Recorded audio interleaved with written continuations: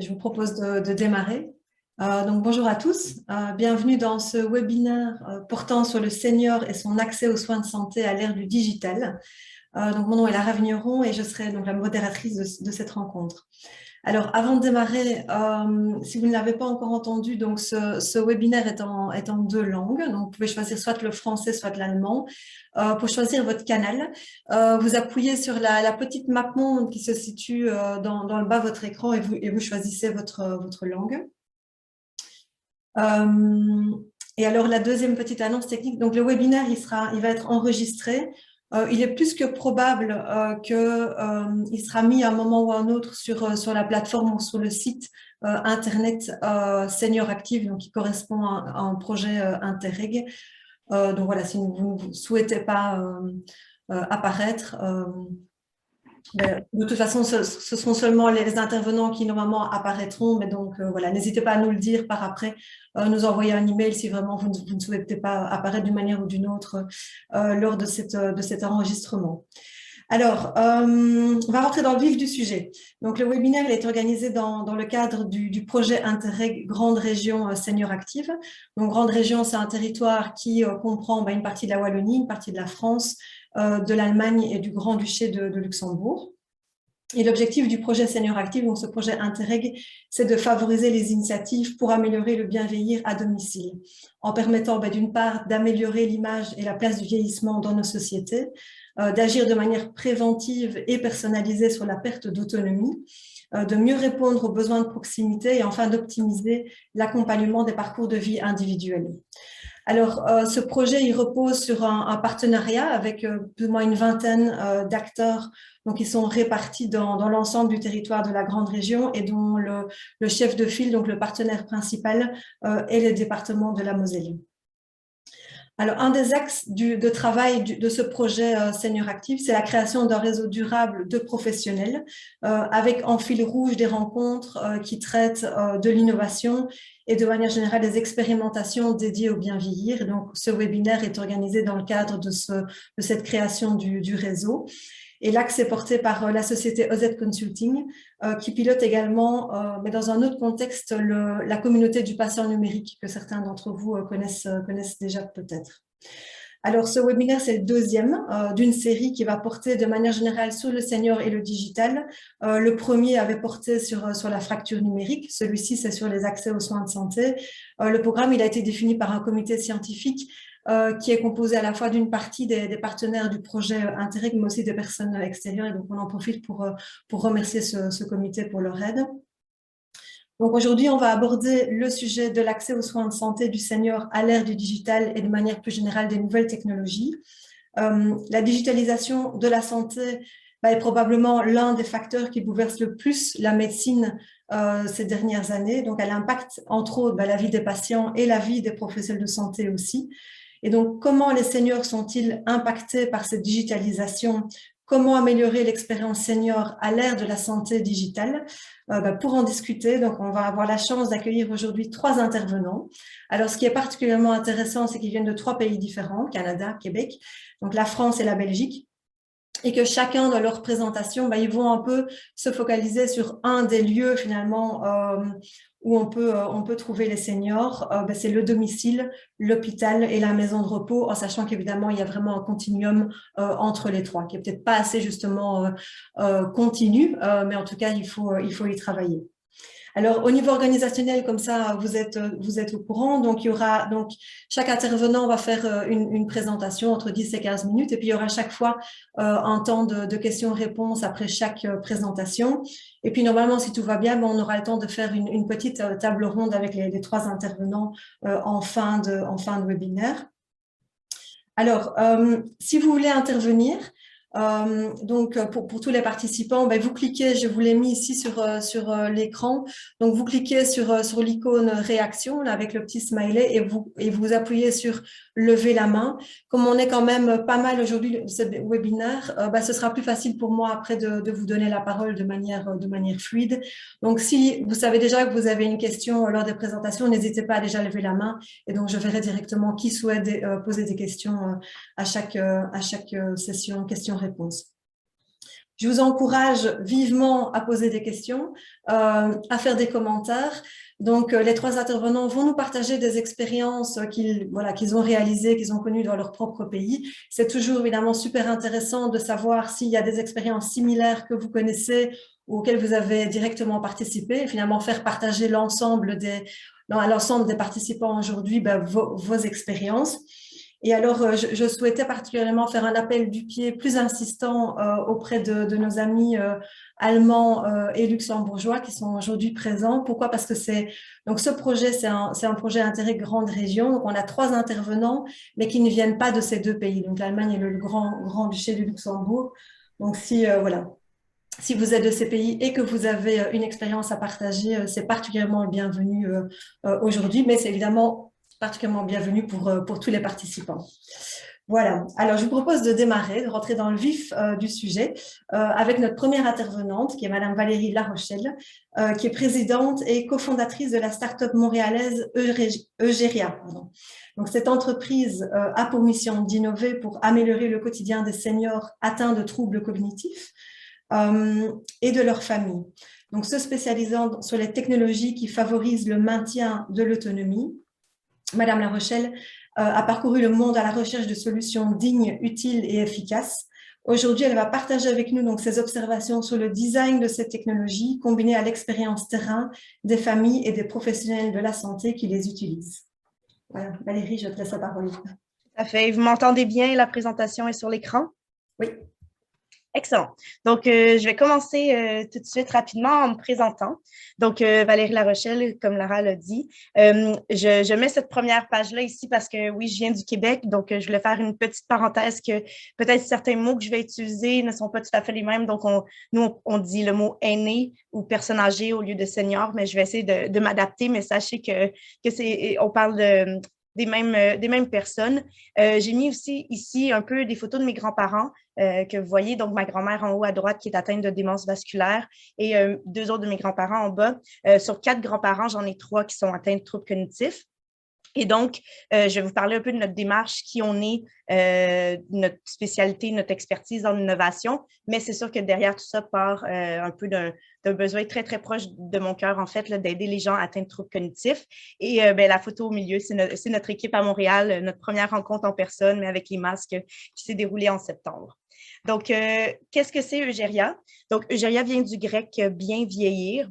Et en fait, ça a été fondé en 2017 au Canada par moi-même et le docteur Kwok Nguyen. Donc, Kwok est médecin gériatre, docteur Nguyen est médecin gériatre ici à Montréal. Et en fait, on avait un désir de faire de l'innovation en fait pour les seniors. Mais plus on faisait notre étude de marché, plus on se rendait compte qu'il existait des technologies, qu'il existait de l'innovation qui n'étaient pas nécessairement pour nous au Canada. Donc, on s'est donné comme mission au début de faire une veillée technologique de tout ce qui existait, puis d'amener au Canada les solutions qu'on trouvait pertinentes, en particulier pour les troubles cognitifs. Donc, on s'est donné comme mission d'innover pour améliorer la qualité de vie de nos aînés et de leurs proches aidants. De fil en aiguille, on avait commencé vraiment beaucoup avec le à domicile et l'individu, donc le proche aidant qui est souvent la famille.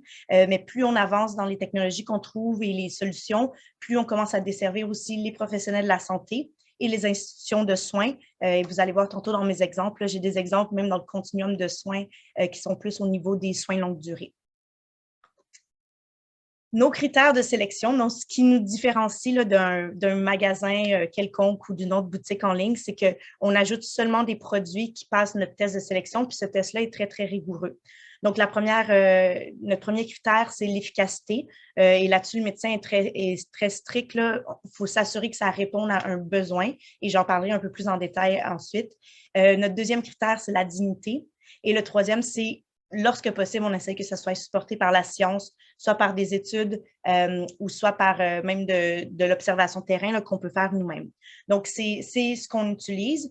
Ce que moi, j'ai envie de vous dire aussi, c'est que c'est très difficile dans le cas de troubles cognitifs de faire de la bonne technologie. Souvent, il y a de la technologie qui va exister. Ça part de quelqu'un qui a peut-être un background un peu plus comme ingénieur et qui, là, va vouloir faire quelque chose pour la démence, mais de faire du bon design pour la démence, c'est très, très difficile. Puis je vais vous parler tout à l'heure des observations qu'on a vues sur c'est ça, comment faire un produit qui est efficace et utile. Notre processus pour la sélection, donc, ça passe à travers 5 grandes étapes qui sont quand même strictes chez nous. Donc, on fait des entrevues avec les gens qui ont développé la technologie, savoir justement est-ce qu'il y a de la science derrière tout ça. On le teste à l'interne avec notre équipe d'innovation. On le teste avec des professionnels de la santé, donc médecins, travailleurs sociaux, ergothérapeutes. Ensuite, on l'envoie chez des aînés. Donc, mes grands-parents ont testé tous nos produits. On a maintenant plusieurs personnes dans notre réseau là, qui testent vraiment avec les aînés eux-mêmes. Et finalement, à la fin, en continu, les gens nous laissent des commentaires, des étoiles sur notre site web. Donc, ça nous permet aussi de voir la technologie, dans quelle situation est-ce qu'elle répond bien et moins bien. Et ben, vous le saurez, là, dans les troubles cognitifs, c'est vraiment une évolution là, à travers un 5-10 ans. Donc, plusieurs étapes. Puis, il y a des technologies qui fonctionnent bien en début de maladie, mais qui à un certain moment ne fonctionnent plus autant. Et cette adaptabilité-là de la technologie est très importante pour nous. Donc, je vous ai parlé de 3 critères. Je reviens sur le premier. Est-ce que le produit est efficace et utile? Et ici, c'est bon, très important de répondre aux besoins du proche lorsqu'il en a un, répondre aux besoins du professionnel soignant. Mais j'ai mis en bleu répondre aux besoins du senior. Et ça, pour nous, c'est une des grandes réalisations qu'on a eues là, dans les derniers temps. C'est qu'il y a beaucoup de technologies qui existent, qui est faite pour le proche, pour rassurer le proche, ou qui est faite pour le professionnel soignant qui a besoin dans son travail de pouvoir, disons, monitorer le senior. Mais est-ce que ça répond vraiment aux besoins du senior? Et j'ai mis le pilulier parce que c'est un super bel exemple pour nous. En fait, ce pilulier-là, c'est un pilulier avec un couvercle qui se ferme. Il y a 28 doses de médicaments et le pilulier tourne. Et en fait, seulement la bonne dose est libérée au bon moment. Et la raison pourquoi c'est frappant pour nous comme exemple, c'est que présentement au Québec, on avait pour les médicaments un dispile qu'on appelle, qui est comme une grande feuille avec les pilules individuelles et le senior doit prendre à certains moments de la journée. Mais il y a possibilité de se tromper. Et on sait par expérience que certains proches vont arriver, regarder le dispile, dire hey, « maman, tu t'es trompée encore, tu n'as pas pris les bonnes pilules. » Et là, c'est très anxiogène. Et après avoir fait des entrevues terrain, ce pilulier-là, par exemple, rassure le proche, mais également pour l'aîné. Parce que le senior, dans son besoin profond, il n'a pas envie de se tromper de médicaments. Ce n'est pas un besoin qu'il a. Lui, il a envie de bien prendre ses médicaments. Mais si on lui donne une technologie qui est confusante, bien là, tout ce qu'on fait, c'est on répond aux besoins du proche, mais pas à son besoin à lui. Et ce pilier-là, après plusieurs entrevues en fait de proches aidants et de seniors, on s'est rendu compte que ça réduit beaucoup l'anxiété parce que ça répond aux besoins du senior. Et malheureusement, dans certaines technologies, on a le besoin du proche et du professionnel soignant, ce qui est bien, mais est-ce que pour le senior, ça répond vraiment à un besoin qu'il a? Ce n'est pas toujours le cas. Au niveau du design, qui est notre deuxième critère, le design et la dignité, j'ai mis ici l'exemple de Familéo, qui est un exemple français, en fait, donc une technologie qui nous vient de la France, mais qui est très intéressante au niveau de la dignité parce que ça respecte le mode de communication de chacun. C'est-à-dire, pour les plus jeunes, en fait, c'est un journal papier que le senior reçoit chez lui chaque semaine ou chaque mois, soit qu'il en EHPAD s'il est dans une institution ou soit à la maison. Mais qu'est-ce qui est intéressant, c'est qu'on a pris la technologie pour les plus jeunes, c'est-à-dire c'est une application, un site web, mais pour le senior, c'est un journal papier. Et ce qui est intéressant pour moi dans cet exemple-là, c'est que plus la technologie va avancer, plus on va toujours laisser derrière les seniors. Donc oui, en ce moment, les baby boomers utilisent plus la technologie, mais si la technologie continue de se développer très rapidement, on va toujours laisser derrière des gens qui sont vieillissants. Et donc, ce que je trouve intéressant dans cet exemple-là, c'est de respecter pour le senior ce qui est un mode de communication qui lui est propre, tout en intégrant de la technologie. Donc ça, c'est un peu un exemple qu'on a au niveau de la dignité. Et notre dernier critère, qui est le co-design ou la co-création, la science, je vous parle rapidement de la table magique, le Tovertafel. Donc, c'est une innovation des Pays-Bas. Et en fait, ce qui est intéressant, c'est que ça sort d'un doctorat de 5 ans. Et à la fin du doctorat de 5 ans, l'équipe avait dans leurs mains un produit qui fonctionnait vraiment. En fait, c'est de la stimulation cognitive pour les gens qui sont atteints de démence plus avancée. Et la façon qu'ils ont développé leur innovation, c'est qu'ils sont allés avec le design en premier, c'est-à-dire comment est-ce qu'on peut stimuler cognitivement, comment est-ce qu'on peut permettre à des gens en démence plus avancés d'être plus actifs physiquement et sortir de leur apathie. Et ça, c'était la première question. Donc, ils sont vraiment allés au niveau du design et ensuite, ils ont rajouté la technologie. Et leur technologie est très, très à la fine pointe.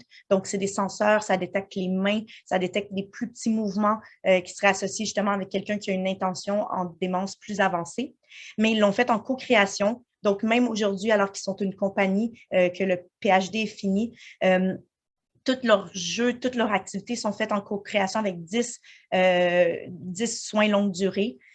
Ça évolue au niveau des stades de la maladie, donc il y a cette adaptabilité-là. Et finalement, dans le cas de celui-ci, c'est que ça répond à un problème de main-d'œuvre aussi. Et ils ont été capables, par leur étude, de quantifier à quel point ça vient aider les préposés aux bénéficiaires et les gens qui travaillent en institution à pouvoir complémenter leur approche de soins. Et sans cette science-là, sans cette façon de travailler que cette compagnie a, je ne pense pas qu'il serait arrivé au même produit parce que c'est difficile de faire du design, surtout en démence avancée. Et donc, ils sont arrivés à un produit très, très, très, très puissant là, qui a des super beaux résultats pour une démence avancée. En conclusion, je vous laisse quelques petits conseils. Dans le fond, après avoir fait cette veillée technologique-là, on a une bonne idée de qu'est-ce qui existe. On a une bonne idée aussi maintenant de qu'est-ce qui n'existe pas. Et pour le à domicile, il manque encore des choses, selon nous, là, au niveau des troubles cognitifs. Ce qui est important quand on regarde tout ça, c'est qu'au niveau de la technologie et du senior, c'est l'accompagnement. Donc, l'accompagnement soit du proche aidant, du professionnel de la santé ou du senior lui-même, mais c'est habituellement des technologies qu'on ne peut pas juste laisser comme ça sans un minimum d'accompagnement parce qu'on parle de troubles cognitifs là, dans notre cas à nous. On avait vu une présentation qui mentionnait aussi de ne pas décrire la technologie comme étant à la fine pointe, donc de la décrire un peu plus simplement. L'exemple qui avait été donné, c'est de ne pas dire que c'est un robot à la fine pointe de l'intelligence artificielle, parce que ça fait peur aux seniors, mais de le ramener à quelque chose de très, très... c'est le téléphone que vous avez toujours eu, mais avec une application supplémentaire, mais de le ramener vraiment pour pas que ça fasse peur.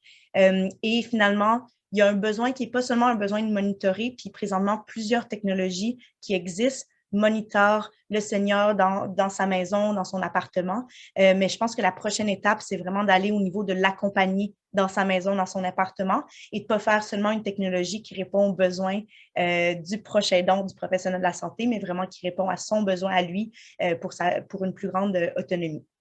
Donc, je pense que je vais terminer là-dessus. J'ai pas mal dit ce que je voulais dire, mais j'ouvre, c'est ça, soit pour les questions ou soit après avec les autres panélistes. Merci Valérie pour cette très très intéressante présentation.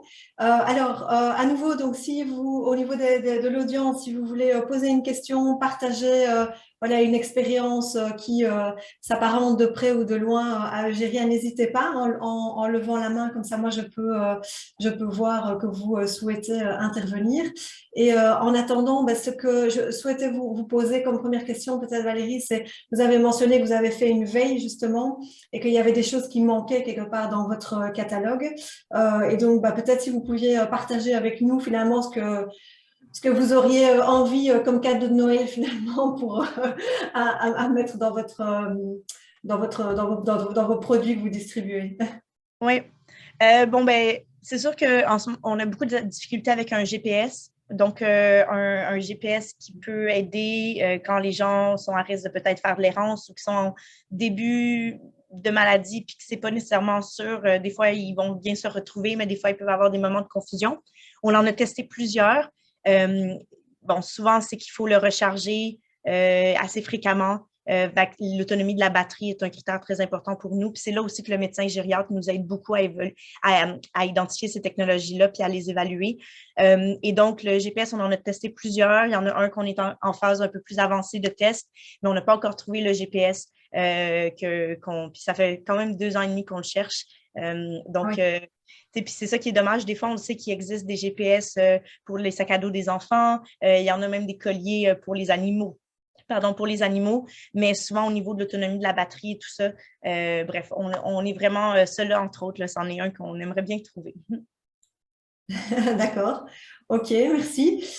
Et alors peut-être une autre question que j'avais, là je fais le lien avec un travail qui a été fait par la Fondation Rabodan qui s'appelle Techno 2030 et qui a développé 8 principes directeurs pour s'assurer que la technologie qui est développée au niveau de la santé est vraiment au service des patients. Donc là, on est vraiment dédié santé. Mais du coup, je voulais faire le lien avec votre critère sur la dignité. Donc ça se retrouve, alors pas avec les mêmes mots exactement, mais on retrouve quelque part cette notion de dignité dans les 8 principes directeurs. C'est rare de voir de manière aussi structurée des critères de sélection. Et donc par rapport à celui de la dignité, voilà, donc vous avez montré l'exemple français avec le côté papier et le côté plus technologique. Mais est-ce que vous avez quand même une grille peut-être plus générale qui peut être on va dire, traduit de manière différente en fonction du produit, mais quels sont finalement quelque part les critères qu'on retrouve au niveau de la dignité? Oui, tout à fait. Ben, c'est sûr qu'on se spécialise dans la technologie, mais on a des produits qui sont moins technologiques. Par exemple, on a un bavoir, bavette, mais qui ressemble à un foulard. Donc, qui, oui, ramasse les miettes, qui a des plis, mais qui est très, très élégant, qui vient d'Angleterre, qu'on a trouvé, puis avec qui on a beaucoup de succès. Là, les gens apprécient de ne pas avoir justement là, une bavette qui n'est pas très, très digne. C'est sûr que dans plusieurs, peut-être dignité aussi, je pourrais l'attacher à réminiscence, c'est-à-dire dans plusieurs des produits qu'on a pour la démence un peu plus modérée, avancée, on a des casse-têtes adaptés, on a de la peinture adaptée, mais les thèmes sont des thèmes adultes, sont des thèmes de réminiscence, c'est des photos de voitures des années 50 et cet aspect-là est très important pour nous parce qu'on sait que d'autres compétiteurs qui vont offrir beaucoup de thèmes enfantins. On sait par nos clients qui ont souvent fait des recherches pour essayer de trouver justement des casse-têtes du divertissement qui est adapté, mais que les thèmes sont adaptés également. Puis pour nous, Dignité, ça englobe un peu là, tout ça là, quand le Seigneur sort de chez lui, qu'il n'y ait pas rien qui soit pas digne. Là. Pardon, nous, on a des boutons aussi qui se mettent dans le cou pour pouvoir appeler là, si tu as besoin d'aide. C'est sûr que ce n'est pas très digne. Ça montre, bien que la personne soit en perte d'autonomie ou qu'elle a des risques de chute. Donc, on essaye de trouver, là, je dirais que c'est soit au niveau de quand il le porte, que ça soit digne, soit dans les thèmes des activités ou au niveau de la technologie, que ça soit vraiment quelque chose qui est facile d'utilisation pour eux puis qui se marie bien à leur environnement sans nécessairement rendre ça hôpital, disons. D'accord. Et alors, du coup, quand vous faites des expérimentations entre guillemets, sur le terrain et donc avec ces personnes, est-ce que ça fait partie des questions que vous leur posez de... Oui, oui, tout à fait. Fait que c'est un bon point. Souvent, si on n'est pas directement en lien avec l'aîné, c'est le prochain aidant qui va lui rapporter l'information. Mais oui, ça nous arrive. On le sait, des produits que l'aîné n'apprécie pas vraiment, qui débranchent, que finalement, ça n'a pas fonctionné. Donc, on a cette rétroactive-là, mais souvent par le prochain aidant ou le professionnel de la santé. D'accord, merci. Okay. Est-ce que quelqu'un dans les participants souhaite intervenir, poser une question? Je ne vois pas de main levée. Je vérifie. Non. Ok, alors je vous propose de... Merci beaucoup Valérie. Merci. On va passer alors au prochain intervenant, qui est en l'occurrence le docteur Wissam Bousleiman, et qui va venir nous parler de la place de l'hôpital et des soins gériatriques dans le bien vieillir des seniors. Alors, le docteur Bousleiman donc, est médecin avec une licence de radiodiagnostic et il est surtout maintenant directeur médical adjoint à Epicura et il a été nommé président du collège des médecins-chefs du réseau phare en juin 2020. Voilà, je vous laisse la parole.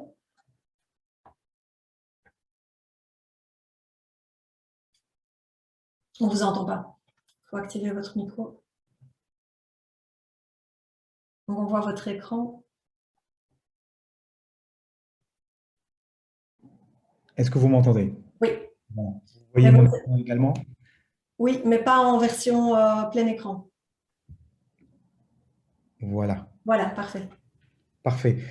Merci, merci déjà pour l'invitation. Donc, moi, je vais essayer de caser un petit peu mon sujet dans les 15 minutes. Je vais faire au mieux et je reste bien sûr disponible après pour les questions. Donc, ici, c'est un titre un peu provocateur de ma part. Est-ce qu'il y a encore une place pour l'hôpital dans le réseau de soins gériatriques intégrés? Je vais vous un petit peu raconter rapidement l'histoire. Moi, ça a commencé, je suis donc radiologue à la base, je me suis intéressé à la gestion hospitalière et lors d'un master en gestion des soins de santé, le sujet de mémoire était un nouveau paradigme pour tout ce qui est soins gériatriques intégrés.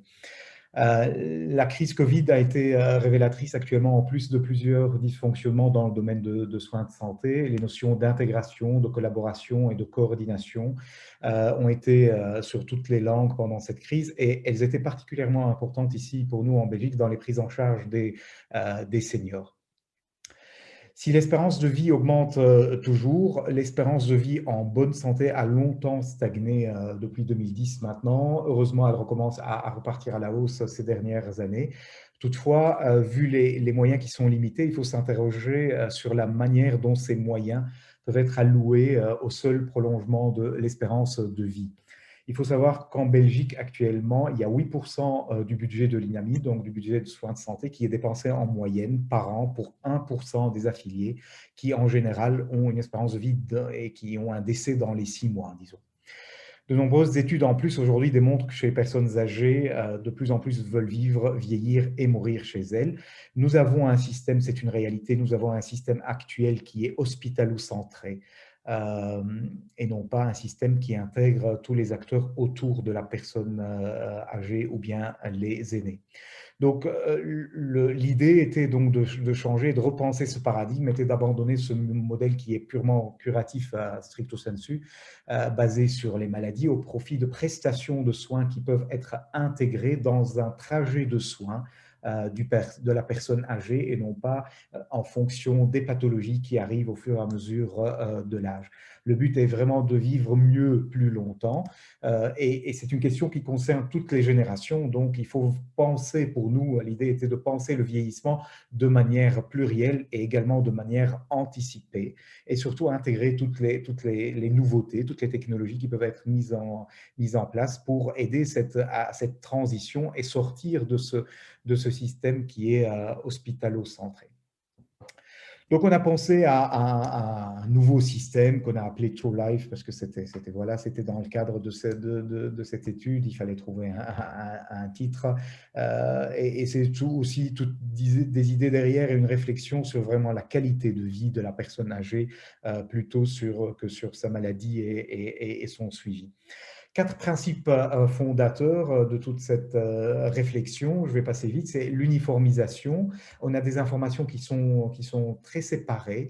Donc, l'idée, c'est via un ERP compatible avec notre système ici, qu'on appelle le réseau Santé Wallon. Donc, c'est un dossier patient qui est partagé entre tous les hôpitaux et les autorités. Avoir un double objectif, donc de créer une base de données, une base de data qui est intégrée et une centralisation des informations avec bien sûr un accès qui est sécurisé et possible pour tous les acteurs qui sont en relation avec la personne âgée. Donc, intégrer cette innovation au service des data et des pratiques. L'intégration, donc construire un réseau autour des différents acteurs de la santé, des soins et de soutien, et le patient qui n'est plus simplement comme vraiment un patient, mais bien un acteur et un partenaire. Et le réseau assurera une coordination entre tous les acteurs et valide tant les processus que les trajets de soins établis pour les patients qui peuvent être intégrés. Un axe qui est un axe de responsabilisation, donc comme partenaire, le patient et les autres acteurs doivent financièrement être responsables aussi des choix et des décisions prises en dehors du cadre de ce trajet de vie. On ajoute également une notion d'évitement de tout ce qui est superflu. L'idée était que le médecin puisse vraiment, en partenariat avec la personne âgée, définir un petit peu la volonté de la prise en charge bien longtemps à l'avance. La prévention aussi, on sait tous qu'un dollar ou un euro investi permet d'économiser entre 10 et 100 dollars ou euros à terme et donc économiser pour financer des services qui sont plus souples, moins invasifs, plus technologiques, plus novateurs et qui sont plus adaptés aux besoins des personnes âgées. Et introduire également ou privilégier la notion de concept de santé durable. Par exemple, tout ce qui est prévention autour de l'habitat, où on peut concevoir les habitats dès le départ comme modulables, comme adaptés ou adaptables à une vie d'une personne âgée ou à une fin de vie à domicile. Autre possibilité, c'est d'introduire également, comme je l'ai dit, donc tout ce qui est préventif, par exemple la possibilité de faire un quick test facile d'accès qui va établir une évaluation standardisée et qui permet de catégoriser la personne avant d'arriver à l'âge de 75 ans ici chez nous, de pouvoir faire une sorte de devis en fonction des facteurs de risque, en quelque sorte préparer sa vieillesse avant d'arriver.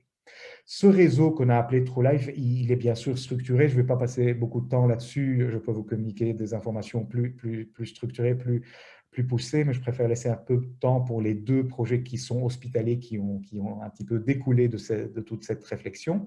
Donc, bien sûr, un conseil d'administration avec des représentants qui sont du secteur public, de la société civile, que ce soit les associations de patients, les aidants proches, et des représentants, bien sûr, de professionnels de la santé, avec, comme dans toute structure, un comité de direction, un comité d'audit, ça c'est important pour nous aussi, un comité d'éthique composé d'acteurs, de gériatres, d'acteurs de la santé, donc des gériatres externes aussi à l'organisation, un responsable de cellule coordination générale, des experts académiques, des membres du comité national de bioéthique, donc assez large comme vous pouvez l'entendre, et également intégrer donc le comité de pharmacovigilance, vu le rôle important et très important des traitements chez les personnes âgées et l'impact sur la qualité de vie.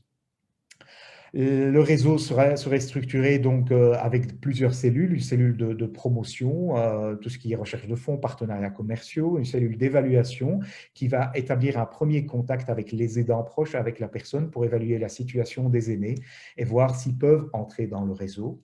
Une cellule diagnostique, c'est une sorte d'équipe multidisciplinaire qui va établir sur base d'une grille d'évaluation validée par le réseau et les autorités nationales, selon le principe de trajectoire de vie, de trajectoire de soins. Donc, une proposition de trajectoire pour chaque personne, donc quelque chose d'individualisé, mais également des évaluations périodiques qui doivent être organisées.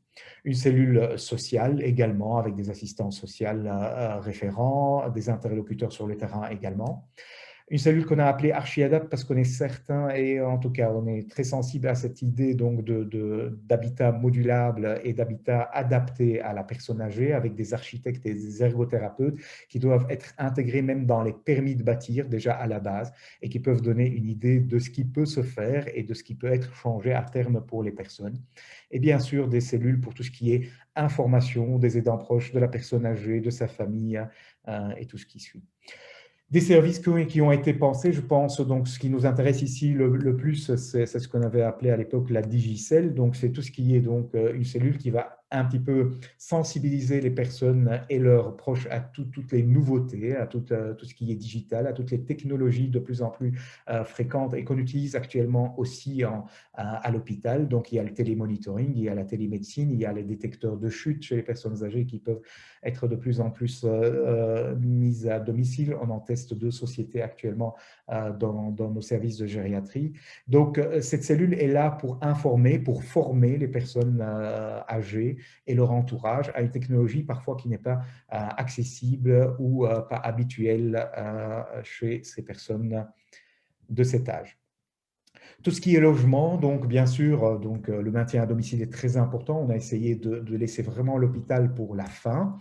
La réflexion sur ce qu'on a appelé les villes aînées pour un petit peu changer de maison de repos de soins, parce que même dans la nomination, on trouve qu'il y a quelque chose qui ne va pas, et c'est préférentiellement intégrer cela dans le quartier d'origine des patients. Pensez à la cohabitation avec des tiers également dans les maisons. La réflexion autour de ce qu'on avait appelé le Elderly We Care, c'est le principe de famille, le EWC, c'est vraiment le principe de famille d'accueil, mais inversé, les familles d'accueil pour les personnes âgées, et bien sûr les centres de revalidation qui restent valables. Je ne vais pas m'étendre là-dessus, mais il y a eu toute une réflexion aussi sur le financement. Le gros principe, et le principe qui était intéressant, c'est le principe du sac à dos ordinaire et le fonds de réserve. Donc, c'est un principe qui va alimenter un sac à dos un sac à dos qui vient d'un pourcentage de l'impôt sur les personnes physiques, mais également un impôt de solidarité et un fonds de réserve. Donc, le montant de sac à dos est alloué en fonction de l'âge et il est revu chaque année en fonction de l'état de santé de la personne qui est impliquée et qui rentre dans ce réseau.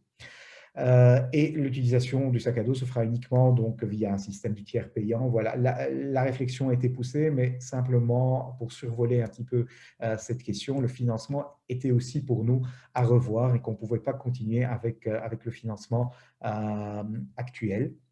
Le tout, c'est vraiment pour définir un trajet de soins global qui sera validé par l'ensemble des comités et des services dont je vous ai parlé avant, avec toujours deux notions essentielles, la responsabilisation et la solidarité de l'ensemble des intervenants, que ce soit la personne âgée et également l'entourage.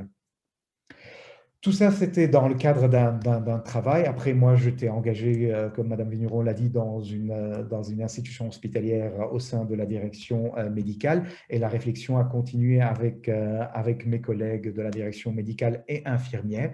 Et on a essayé de voir ce qu'on peut faire point de vue hospitalier.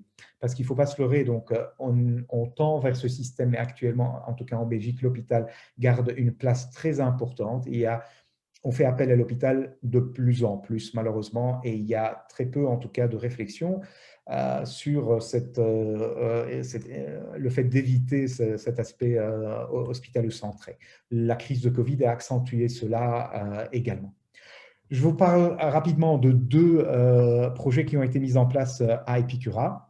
Epicura, c'est un hôpital qui présente deux sites, en tout cas deux numéros d'agrément, deux sites hospitaliers qui sont à 35 km l'un de l'autre.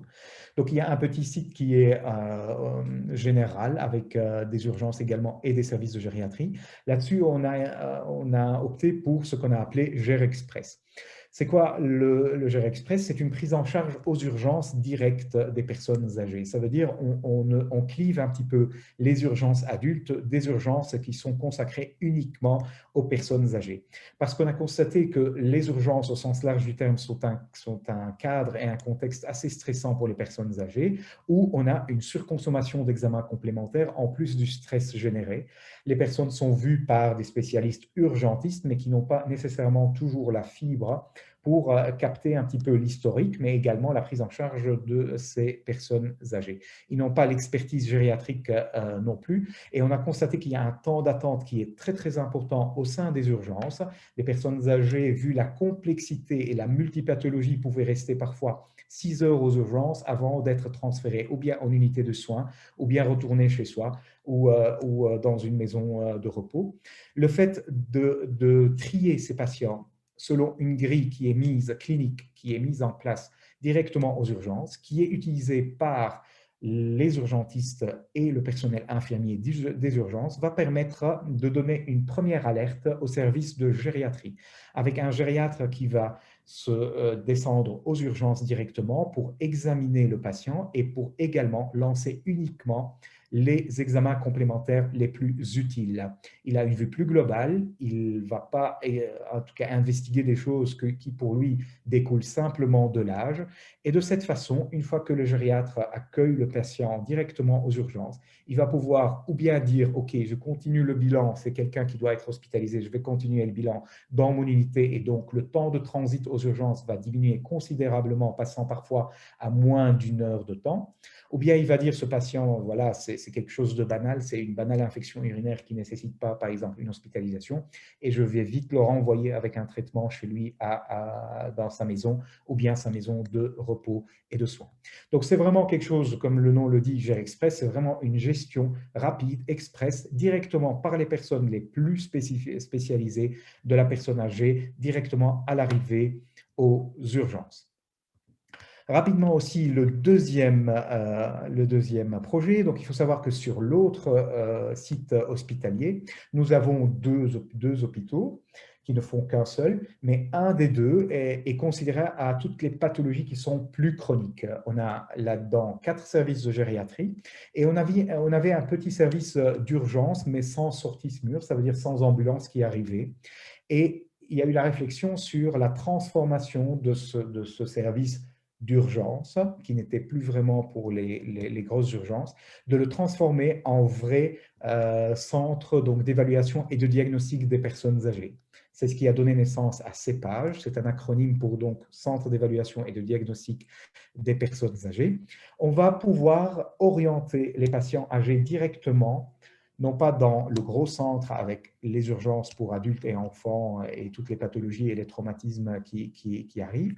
On va offrir une prise en charge aux patients de plus de 75 ans par un médecin qui est spécialisé dans une unité qui a été conçue également, qui a été repensée pour vraiment la prise en charge diagnostique des personnes âgées qui arrivent. Donc, c'est une prise en charge spécifique et spécialisée. Nous avons bien sûr un interniste, nous avons le personnel infirmier qui est dédié, nous avons aussi des psychologues qui peuvent être présents, nous avons les ergothérapeutes qui sont associés, nous avons des logopèdes. Donc, il y a une prise en charge multidisciplinaire sur place. C'est une infrastructure qui est adaptée également. Comme c'était un service d'urgence, on a fait quelques adaptations pour que ça soit architecturalement adapté et paisible et reposant pour les personnes âgées. C'est ouvert 5 jours sur 7, donc on est ouvert en semaine, de 8h à 18h. Les généralistes donc, qui envoient leurs patients et les maisons de repos et de maisons de repos de soins sont au courant de cette initiative et donc maintenant envoient spécifiquement dans cette structure et ne les renvoient plus aux urgences classiques. Un gériatre qui est présent pour un avis continu, un médecin spécialiste en médecine interne avec une expérience aux urgences et en gériatrie. Et il y a essentiellement également un lien fonctionnel avec le gériatre et tous les autres paramédicaux de l'hôpital de jour gériatrique pour pouvoir orienter après pour des prises en charge et des mises au point plus poussées.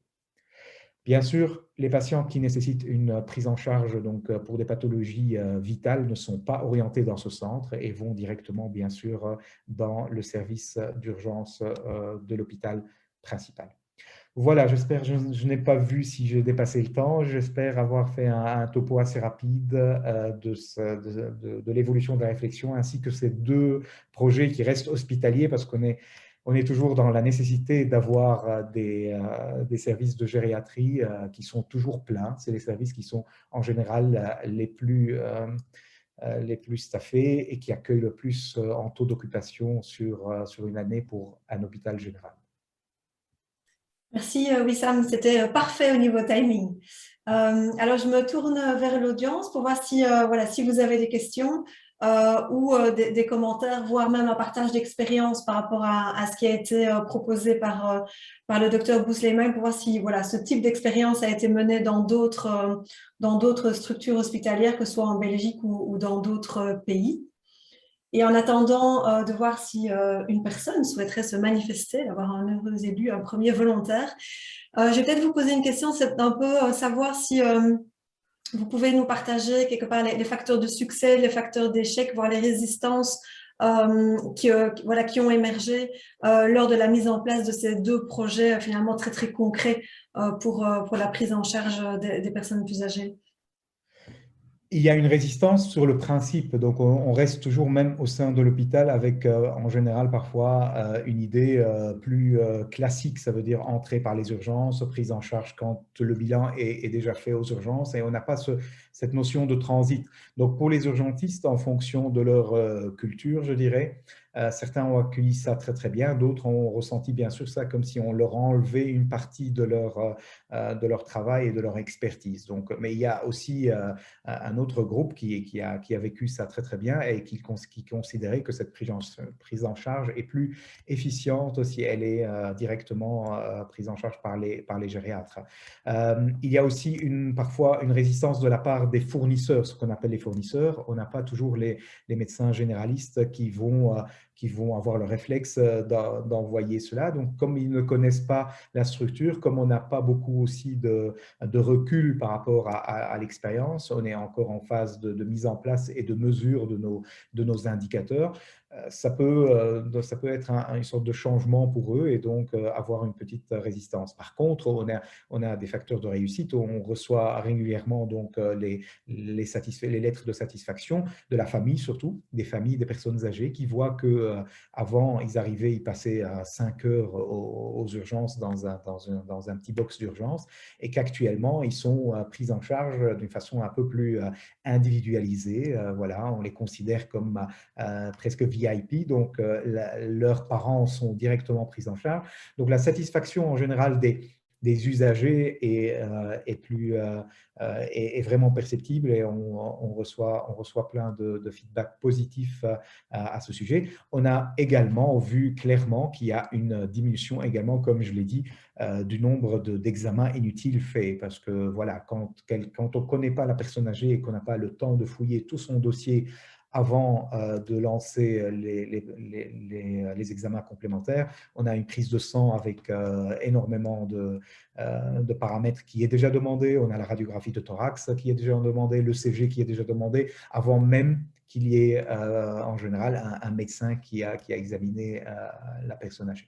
Donc, il y a clairement aussi une tendance à l'efficience dans l'utilisation des examens complémentaires. D'accord. Donc, vous dites que donc les deux projets sont toujours en cours d'expérimentation. Ça fait combien de temps vous avez démarré la mise en place? Donc, en mai 2021, on a commencé ces pages et GeoExpress existe déjà depuis fin 2019. Ça a été un petit peu chamboulé avec le Covid, bien sûr, mais là, on a en tout cas une expérience un peu plus longue. Mais ces pages existent depuis mai 2021 et il faut savoir que c'est un projet qui n'est pas courant, c'est le seul ici en Belgique et il est soutenu par l'AVIC et le SPF Santé publique. C'est vraiment un projet pilote. Donc, on a pas mal de KPI qu'on va suivre et qu'on va transmettre pour savoir si ce projet peut être en tout cas réalisé dans d'autres types d'institutions. OK. Et là, peut-être une dernière question rapide. Donc, par rapport à votre travail, True Life, est-ce qu'il y a, enfin, voilà, pour les personnes qui souhaiteraient avoir plus d'informations par rapport à ce travail, il y a moyen de le trouver quelque part? On a réalisé une sorte de petit résumé. S'il y a des personnes qui sont intéressées, je peux toujours transmettre le résumé Okay. avec les titres et les idées en grand. Merci. Je me retourne vers l'audience à nouveau. Est-ce qu'il y a vraiment personne qui veut poser une question aujourd'hui? Non, manifestement non. OK, ben on va passer à notre troisième intervenant, qui est le docteur Laurent Schmoll, qui nous vient de Strasbourg. Donc, le docteur Schmoll est médecin chirurgien ORL. En 2013, il dépose le brevet du Smart Scope. En 2015, il fonde la société Inside, qui développe un outil basé sur l'intelligence artificielle dans le domaine ORL, toujours. Et puis, en 2017, il fonde la société TokTokDoc, qui fournit un service de télémédecine à haute performance, sécurisé, conçu pour les EHPAD, donc l'équivalent de nos maisons de repos, l'hospitalisation à domicile et le secteur du handicap. À vous la parole. Oui. Bonjour tous, bonjour Lara, merci de m'avoir invité.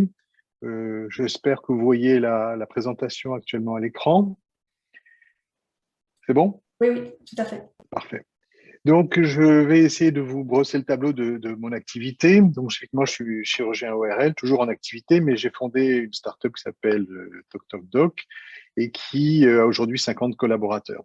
Je vais aussi, au point de vue langage, pour que tout le monde soit sur le même niveau, et je vais utiliser alternativement aînés, personnes âgées ou seniors. C'est les personnes que je désignerai de cette façon. Puisqu'au Canada, il semble que les dénominations ne soient pas strictement les mêmes. Je vais parler aussi des EHPAD, qui sont les établissements d'hébergement des personnes âgées dépendantes, ou les EHPA sans le D, donc c'est des personnes âgées non dépendantes. Voilà. Donc, nous faisons aujourd'hui la télémédecine pour le secteur médico-social, donc pour les EHPAD, mais aussi pour le secteur du handicap. Et on verra tout à l'heure, mais je trouve que j'ai déjà entendu parler des accompagnants à plusieurs reprises, et c'est excessivement important aussi en télémédecine d'avoir des accompagnants pour faire la télémédecine. Si on veut faire une télémédecine de qualité, vous connaissez tous la télémédecine qu'on voit aujourd'hui avec son smartphone où on peut avoir une plateforme, mais c'est que de la visioconférence avec un médecin, certes, 24 heures sur 24 parfois, mais il n'y a pas d'objet médical à plus-value réelle et ça rassure les gens. C'est pour nous, médecins, plutôt un petit peu de la bobologie. Encore une fois, ça a tout son intérêt pendant la période Covid aussi, mais si on veut faire la médecine de demain, et on peut faire une vraie médecine à distance, et en particulier pour les personnes seniors, il faut une médecine accompagnée avec l'accompagnant, qui soit une infirmière, une personne formée qui utilise des objets médicaux à forte valeur, que ce soit un électrocardiogramme, que ce soit une échographie cardiaque, etc. Donc, je vais vous faire rapidement l'historique.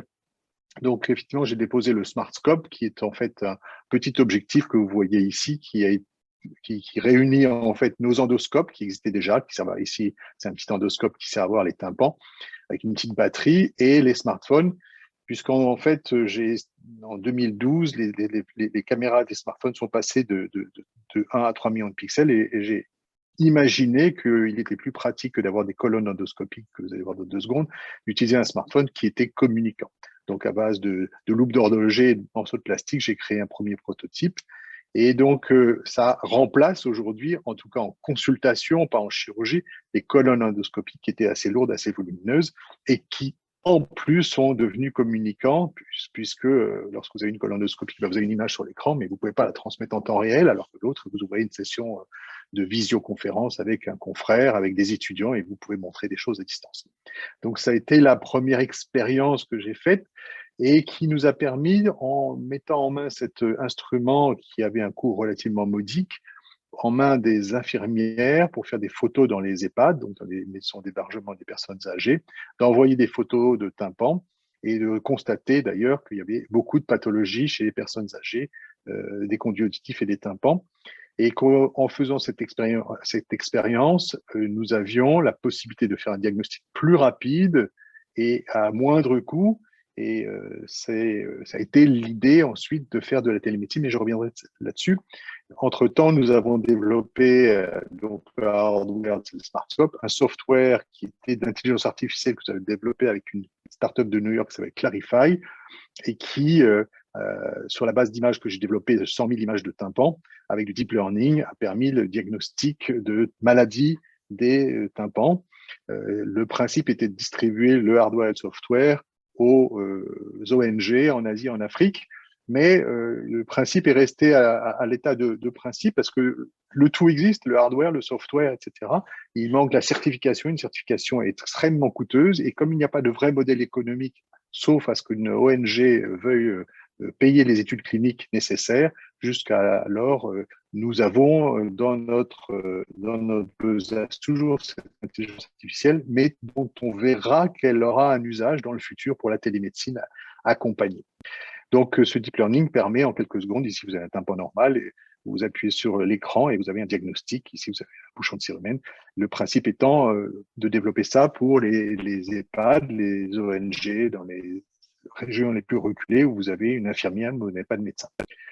Et nous avons donc pris l'option, en nous rendant compte qu'en envoyant une photo, une image à un médecin, on faisait gagner du temps et de l'argent, de partir sur de la télémédecine, mais plus du tout spécialement réservée à l'oreille, de la télémédecine dans tous les domaines médicaux, et plus particulièrement, puisque la télémédecine, c'est aussi la téléassistance, la télésurveillance et la régulation des SAMU en France, de faire de la téléconsultation et de la téléexpertise.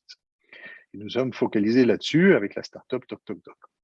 La télémédecine, ce n'est pas de la technologie. J'insiste là-dessus parce que vous pouvez faire la télémédecine, je le disais avant, avec votre smartphone, avec n'importe quelle tablette, vous pouvez être en visioconférence et vous pouvez avoir un médecin et il peut répondre à des questions. Mais si vous voulez faire de la télémédecine, j'allais dire, bien organisée avec une infirmière à côté du patient et un médecin en face au même moment, il faut l'organiser. Il faut d'abord savoir ce que vous avez comme besoin médical, si c'est le jour, la nuit, le week-end, s'il y a besoin de permanence des soins, si vous avez plutôt la téléconsultation ou la téléexpertise. Il faut savoir si vous avez besoin d'un réseau de médecins, plutôt des gériatres ou plutôt des psychiatres, il y a beaucoup de troubles cognitifs, ou plutôt des médecins généralistes, parce qu'il y a des EHPAD qui n'ont même plus de médecins généralistes, ou si vous avez besoin de médecins spécialistes. Et les EHPAD en situation urbaine n'ont pas les mêmes besoins que les EHPAD en situation rurale. Donc, il faut former aussi les infirmières, les médecins.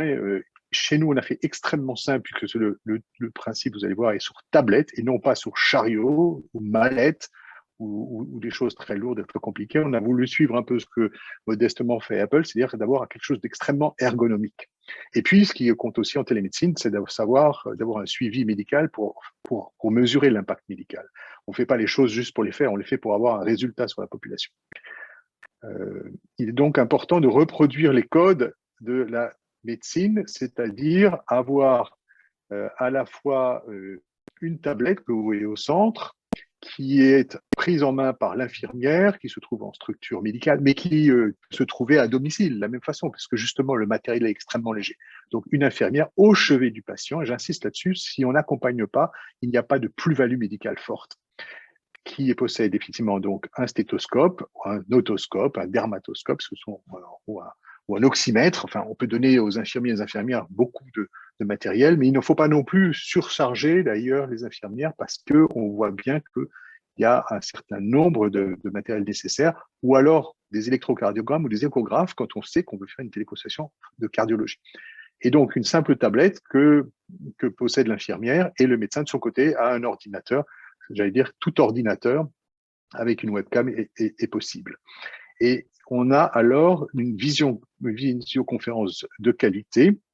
On a une salle d'attente virtuelle, c'est-à-dire que l'infirmière et son médecin rentrent dans la salle d'attente, attend l'heure du rendez-vous et le médecin cherche dans la salle d'attente virtuelle le patient. Évidemment, le médecin reçoit tous les documents partagés, c'est-à-dire les antécédents, les bilans biologiques, les comptes rendus antérieurs.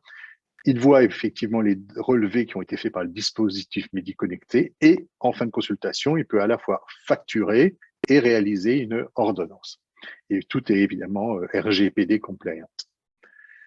Alors aujourd'hui, nous avons plus de 300 EHPAD déployés, plus de 450 médecins qui ont été formés, plus de 4000 téléconsultations qui ont été réalisées et 45% par des généralistes et 55% par des spécialistes. On couvre un peu plus de 25 000 résidents, et on a diminué les déplacements de 89% dans les EHPAD qui sont équipés de télémédecine, et on a diminué de 11% les hospitalisations. Il faut savoir toutefois qu'avec ces chiffres qui apparaissent extraordinaires, nous ne sommes pas satisfaits. Pourquoi nous ne sommes pas satisfaits? Parce qu'aujourd'hui, un EHPAD moyen a 80 résidents. Chaque résident en moyenne 8 pathologies, que ce soit la dermatologie, la cardiologie, la troubles cognitifs, des rhumatismes, il y a 8 pathologies. Ce qui, si vous faites 8 fois 8, ça fait 640 motifs de consultation par an. Et nous n'avons que, entre guillemets, 100 dans les meilleurs EHPAD, que 104, c'est-à-dire 2 téléconsultations en moyenne par semaine. Alors que s'il y avait au moins une téléconsultation par an et par pathologie, on devrait en avoir au moins 600. Et encore, il y a des pathologies qu'il faut revoir plusieurs fois. Et pourquoi ça n'est pas couvert? Parce que, en fait, les infirmières n'ont pas le temps pour pouvoir faire toutes ces téléconsultations, parce qu'elles ne sont pas assez nombreuses et qu'elles sont largement surchargées. Donc, nous avons proposé un nouveau modèle organisationnel dont je vais parler dans quelques instants. Il faut savoir que un patient sur 2 est hospitalisé dans l'année, un patient sur 2, c'est-à-dire un EHPAD de 80 personnes, il y a 40 personnes qui sont hospitalisées pour une durée moyenne de 21 jours, pour 21 000 € en moyen de séjour, et 50% sont évitables. C'est-à-dire que si vous avez 80 personnes, 40 sont hospitalisées, vous avez 20 personnes qui vont être 21 jours pour 21 000 € chacune, c'est-à-dire plus de 400 000 € par EHPAD, multiplié par les 8 000 EHPAD de France. Vous avez 4 milliards à économiser au niveau national. Au niveau européen, c'est 15 milliards. Et au niveau européen, en ajoutant le domicile, ça serait 150 milliards d'économies potentielles avec une organisation des soins qui serait comme celle que nous allons présenter dans quelques minutes, en améliorant le diagnostic à domicile avec une présence médicale plus importante au chevet des patients. Il faut savoir qu'en France, on a aujourd'hui 220 000 médecins, 50% au secteur public et 50% au secteur privé, c'est-à-dire 110 000 médecins au secteur privé, dont en moyenne 30% va prendre sa retraite avant 2030. Donc on va se retrouver dans un désert médical aggravé par rapport à celui qu'on a aujourd'hui. Parallèlement, nous avons 720 000 infirmières qui seront en 2030 900 000.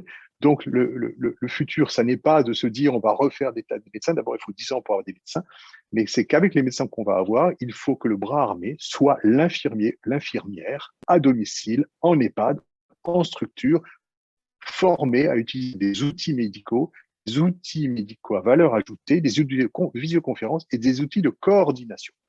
Et donc, nous avons, sur ces éléments, proposé à l'assurance maladie de réaliser la première polyclinique mobile de France. Alors, j'ai essayé de vous expliquer. Aujourd'hui, le principe de la polyclinique mobile qui se déploie maintenant depuis 18 mois dans une zone expérimentale qui est l'Eurométropole de Strasbourg, c'est-à-dire 8 EHPAD de l'Eurométropole, et nous en aurons à partir de 2022 10 de plus. Donc, il y en aura 18 qui entrent dans cette expérimentation. Ces EHPAD sont des EHPAD publics, privés, des secteurs à forfait global, à forfait partiel. Enfin, on a essayé de faire un panel qui se tient. Ces EHPAD, au lieu qu'ils aient une subvention pour payer la télémédecine qui n'a pas beaucoup d'usage comme on l'a vu avant, cette fois-ci, ils n'ont rien à payer. C'est l'assurance maladie qui nous verse à nous, Toc Toc Doc, un forfait mensuel par résident de l'EHPAD qui a accepté de rentrer, et on a plus de 80% des EHPAD dont les résidents ont accepté d'entrer, dans le cadre de la polyclinique mobile. Avec cet argent versé dans le cadre de la polyclinique mobile, nous ne sommes donc plus à l'acte médical, nous sommes au forfait. Nous avons la possibilité de, évidemment, payer les médecins qui vont faire la téléconsultation. Nous payons les infirmières qui vont aller en EHPAD spécialement pour ça. Nous avons une infirmière à temps partagé pour 2 EHPAD et elles viennent le matin, le lundi, le mardi, elles viennent recueillir les besoins et elles cherchent auprès des équipes soignantes et auprès des patients quels sont les besoins médicaux. Elles cherchent dans notre pool de médecins généralistes ou spécialistes, bien entendu, nous privilégions les médecins des traitants des patients en priorité, mais si ceux-là ne sont pas disponibles ou ne veulent pas, nous cherchons des médecins qui veulent bien faire une téléconsultation et nous organisons la téléconsultation avec les patients et les médecins. Résultat, nous avons beaucoup moins de transport, nous avons beaucoup moins d'hospitalisation et les économies qui sont générées à la fin de l'expérimentation seront partagées en deux. 50% reviendront à l'assurance maladie et 50% reviendront à la polyclinique mobile qui redistribuera aux médecins et aux EHPAD les économies générées. Donc, s'il y a du soin acquis plus rapidement, de meilleure qualité, eh bien, tout le monde est bénéficiaire. Le patient parce qu'il a eu ses soins plus rapidement, de meilleure qualité, et les acteurs que sont les EHPAD, les médecins, plus également puisqu'ils ont été rémunérés en plus de l'acte médical habituel. Il y a une deuxième chose, c'est que l'assurance maladie verse aujourd'hui aux EHPAD une subvention. La subvention sert à payer leurs infirmières et font de la téléconsultation de façon classique avec des médecins. Mais depuis le 1er janvier 2020, les infirmières peuvent aussi à domicile faire de la téléconsultation avec les patients en EHPAD, avec les patients à domicile, avec les mêmes médecins. Mais c'est relativement peu utilisé parce que le temps payé aux infirmières, cette fois-ci, nous ne sommes pas au forfait, nous sommes à l'acte, et il n'y a pas d'usage à domicile parce que je crois que l'acte de télémédecine est payé 15 €. Or, il faut aller à domicile pour une infirmière, débalayer le matériel, dire bonjour aux gens, faire l'acte de télémédecine, être extrêmement précis puisque le médecin est prêt à une certaine heure et le patient doit être prêt à la même heure, et repartir en saluant les gens. Et du coup, il y a 40 minutes de temps, et tout ça pour 15 €. Donc, en fait, l'ARS, l'État ne paye pas ces téléconsultations à la valeur réelle. Donc, il n'y a pas d'usage aujourd'hui à domicile, malheureusement, de la télémédecine. Voilà, donc je crois que je suis une des dernières dias, donc pour pouvoir participer à des questions, répondre à vos questions. Donc, l'impact de la télémédecine, c'est la seule solution, l'impact médical, j'entends, pour qu'il y ait une égalité d'accès aux soins pour les personnes âgées en structure ou à domicile. Et avec cette polyclinique mobile, avec nos infirmières formées à l'outil et aux outils médicaux, nous avons multiplié sur nos EHPAD de 8 à 16 fois le nombre de téléconsultations. La prise en charge est optimisée avec un accès aux soins aussi bien en curatif qu'en préventif, parce que nous faisons avec nos infirmières qui sont formées, nous faisons des campagnes de prévention, ce qui est extrêmement rare, voire inexistant en EHPAD aujourd'hui. On a pu réduire ainsi la mortalité et la morbidité. Il y a moins de transport, surtout pour les personnes âgées qui ne refusent pas le soin, mais qui parfois ne veulent plus sortir de l'EHPAD. Et on a fait des bilans de cardiologie à des gens qui avaient plus de 90 ans, qui étaient d'accord pour voir un cardiologue à distance, mais qui ne souhaitaient plus sortir de leur cadre de vie, qui était le cadre habituel. Et on a ainsi réduit les coûts, les durées d'hospitalisation, les moins de transport et moins de réadmission aux urgences. C'est l'impact médical qui est le plus important pour les seniors et le coût, évidemment, qui s'ensuit si tout est bien organisé. Voilà, j'ai été assez rapide. Je suis désolé pour toutes les notions que je vous ai présentées, mais je suis prêt, évidemment, à répondre à toutes vos questions. Merci, Dr Schmoll. Alors, je me retourne vers l'audience pour voir si il y aurait des questions éventuelles. Ah ben, j'en vois une. Je vais donner la parole à Christophe Muller, donc, qui fait partie du département de la Moselle et qui est donc le chef de file du projet Senior Active. Christophe? Oui, bonjour à tout le monde. Donc, merci beaucoup pour les différentes présentations. Et j'avais effectivement une question pour Monsieur Schmoll. L'opérateur TocTocDoc, on le connaît puisque le département a mis en place un appel à projet télémédecine sur lequel effectivement il y a un positionnement fort des EHPAD, mais aussi de TocTocDoc sur notre territoire. Donc, c'est en train de se mettre en place. Moi, j'avais juste une question par rapport au recrutement, notamment des infirmières. Est-ce que c'est un profil particulier que vous cherchez et est-ce que vous rencontrez des difficultés actuellement pour trouver les bonnes ressources? Alors, votre question est très intéressante, à double titre. D'abord, nous cherchons des infirmières diplômées d'État, évidemment. Et quand nous en trouvons, si elles ont une surspécialité, c'est avec plaisir que nous les accueillons. Je veux dire par là qu'on s'est rendu compte qu'avec nos infirmières, on a des infirmières stomathérapeutes, c'est-à-dire qu'elles s'occupent des stomies. Certes, il y en a peu besoin, mais on voit bien que dans les EHPAD, que de temps en temps, une fois, je ne sais pas, ou deux, enfin, il y a des patients âgés qui ont des stomies et que les infirmières de l'EHPAD ne sont pas habituées à faire ces soins-là. Et nos infirmières ne sont pas là pour faire les soins, je le précise. Mais encore, on va repréciser les choses après. Elles sont là pour faire du diagnostic, de la téléconsultation. Évidemment, elles s'intègrent aux équipes de soins, etc. C'est très important. Mais je parle toujours des infirmières de télémédecine, de TocTocDoc, qui font du soin en plus des infirmières extérieures, enfin, propres à l'EHPAD. Donc, nos infirmières de la polyclinique mobile, ce sont des infirmières qui, si elles peuvent avoir une qualification supplémentaire, ça nous est utile parce qu'on voit bien que ça soit une ergothérapeute, ou ça soit une stomathérapeute, ou ça soit quelle que soit la surspécialité, ça nous intéresse parce que ça aide en plus les personnes âgées et les structures d'EHPAD.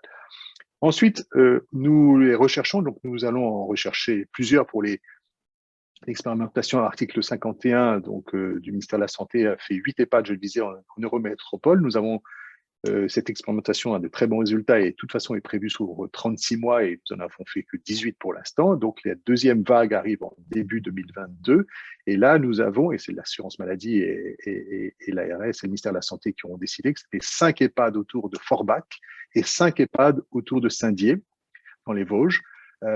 Donc nous allons recruter des infirmières du CRU, évidemment, de la région. Nous n'allons pas exporter des infirmières depuis Strasbourg ou depuis ailleurs. Donc le plus près possible du bassin d'emploi, nous cherchons les infirmières, donc nous sommes en train de les recruter. Alors, est-ce que nous avons des difficultés? En fait, pas beaucoup, ou voire pas du tout pour certaines infirmières. Parce que d'abord, malheureusement, après la crise Covid, il y a beaucoup d'infirmiers et infirmières qui ont quitté les structures hospitalières.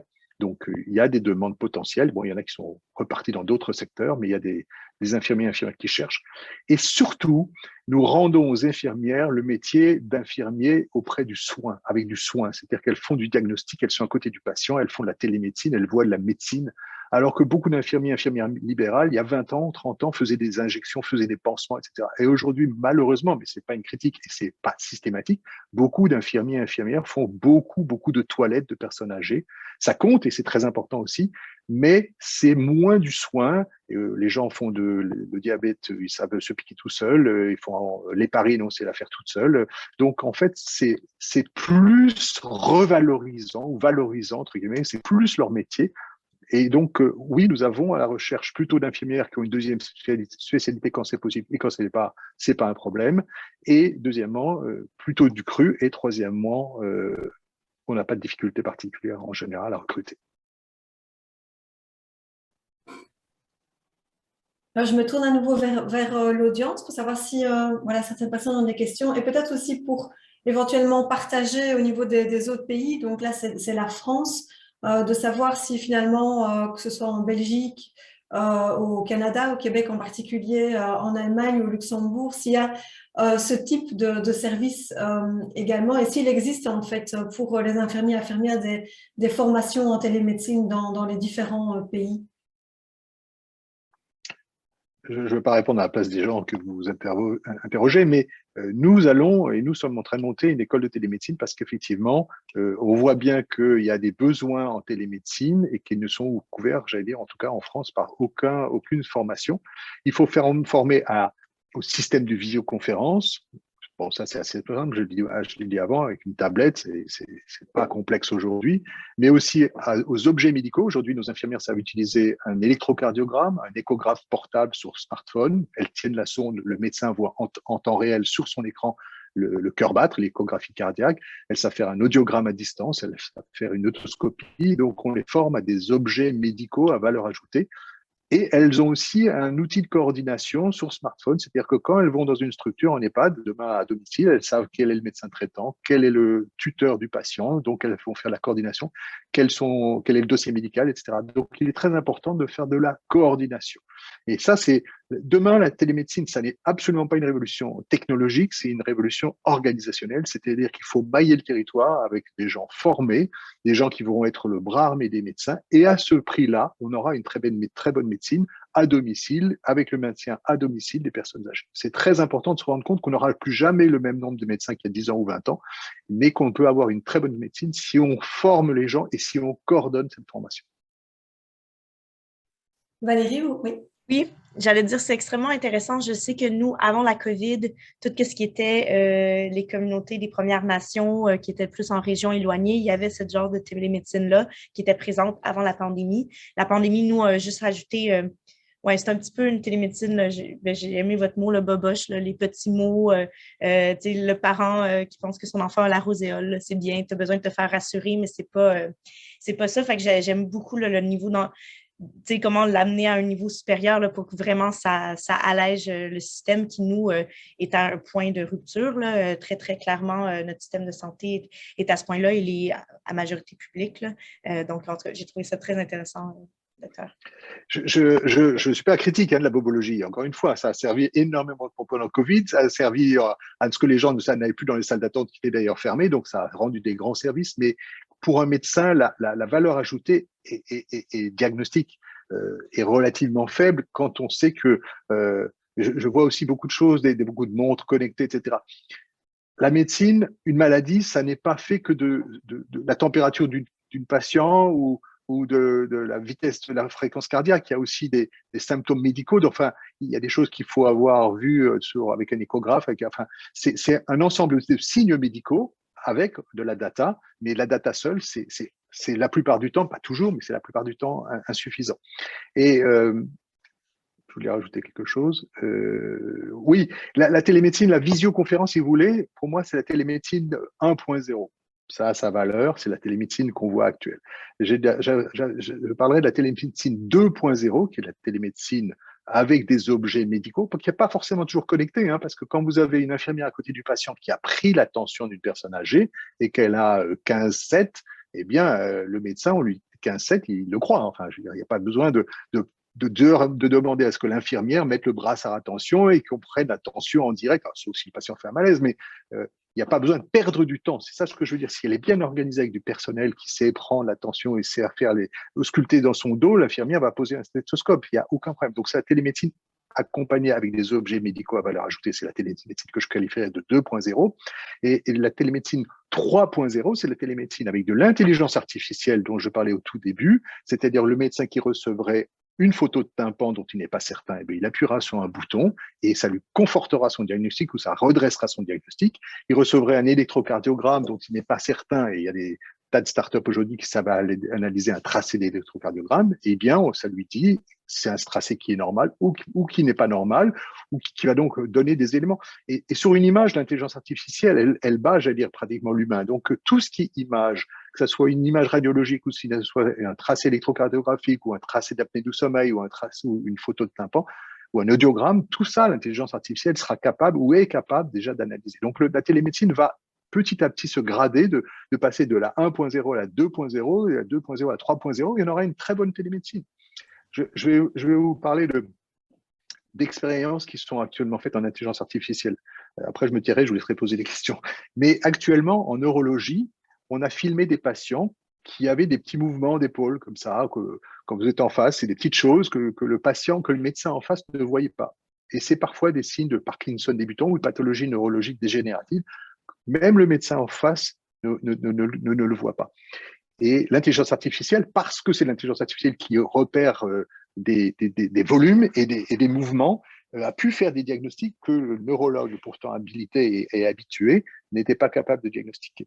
Donc, en télémédecine, peut-être que l'intelligence artificielle sera capable un jour de faire des diagnostics que l'humain ne fait pas parce qu'il n'a pas vu des détails de mouvements, de clignements. Il y a aussi des mouvements, des mimiques de la face et des choses comme ça. Et on sait que certaines pathologies neurologiques ne se voient pas tout de suite de façon évidente. Par exemple, le Parkinson, si vous faites parler un Parkinsonien, il a une voix assez particulière et l'intelligence artificielle peut très bien détecter des voix un peu plus scandées et des fréquences vocales. Donc, l'intelligence artificielle va nous aider à faire des diagnostics. Il serait quand même encore plus incroyable que nous soyons en présentiel obligés de filmer les gens pour pouvoir avoir des diagnostics plus pointus. Donc, la télémédecine, elle a une gradation, la 1.0 qui est la visio, la 2.0 avec des objets, la 3.0 avec de l'intelligence artificielle. Et c'est comme ça que je vois que la télémédecine évoluera.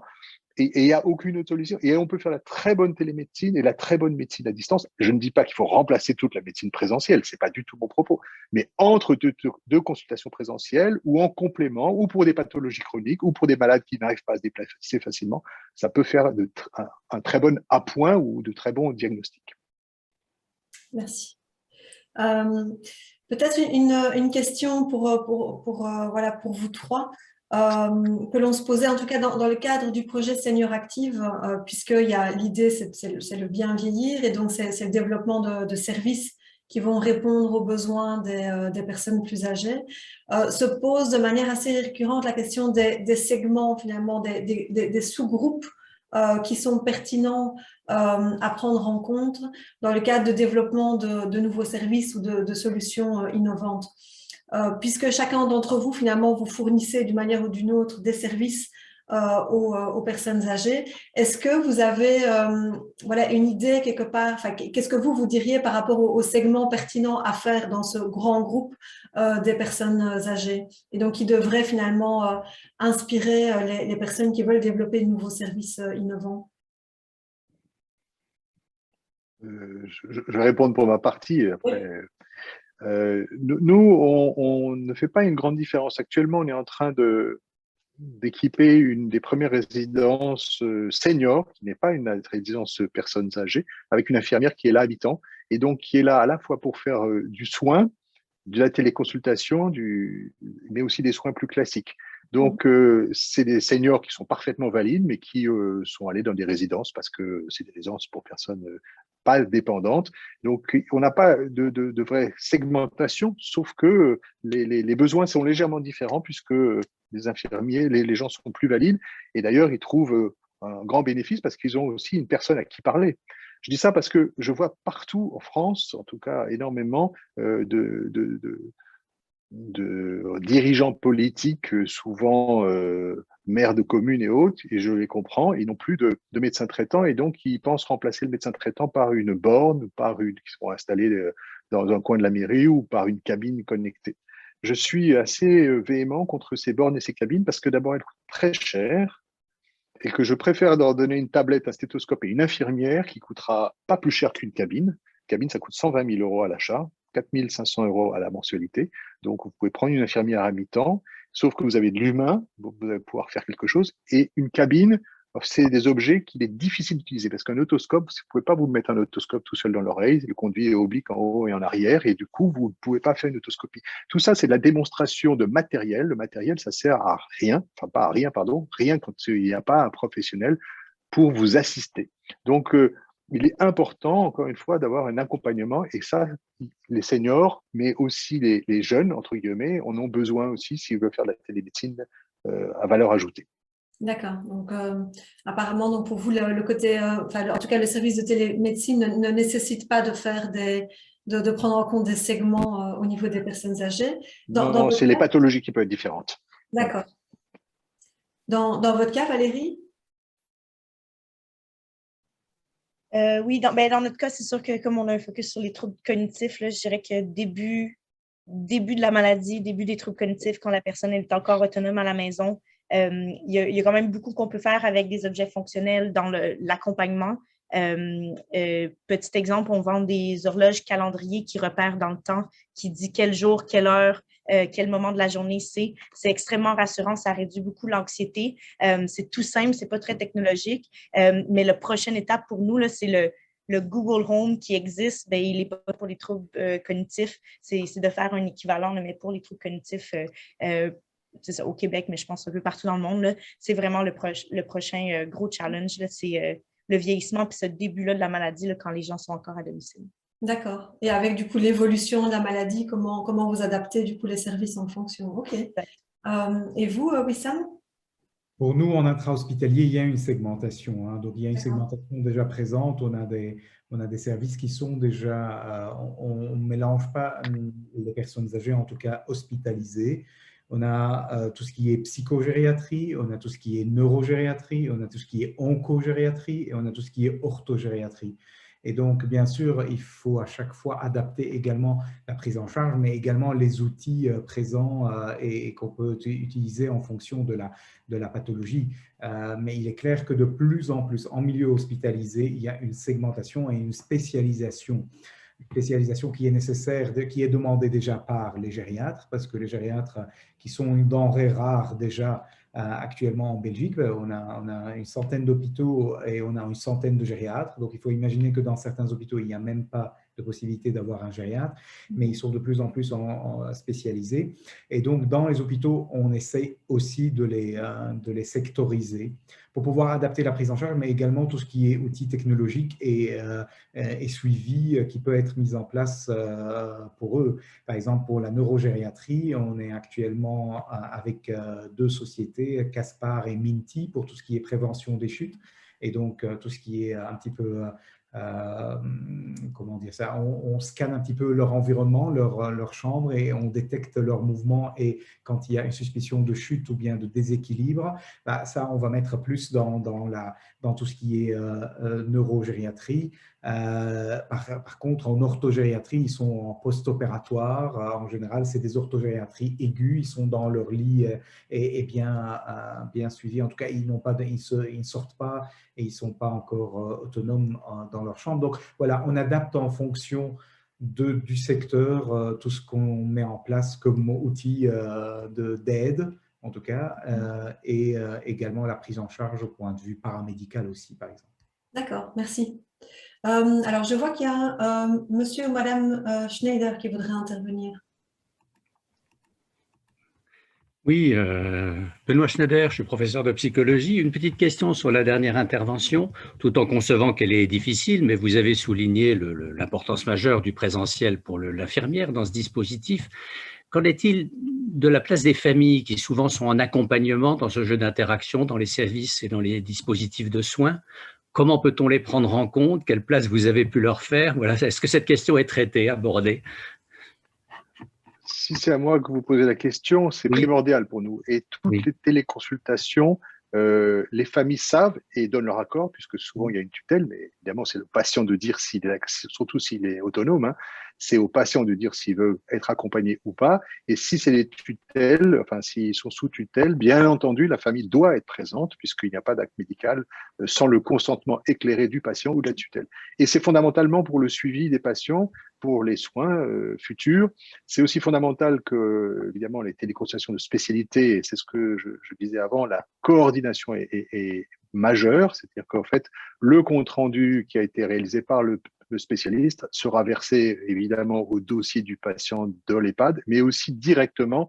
En informatique, on peut faire beaucoup de choses, directement versé sur l'adresse mail cryptée du médecin traitant. Donc, tous les intervenants autour du patient sont au courant de ce qui s'est dit. C'est pour ça qu'on a développé cet outil qui est sur smartphone que possèdent nos infirmières qui peuvent faire de la coordination en plus de faire de la téléconsultation.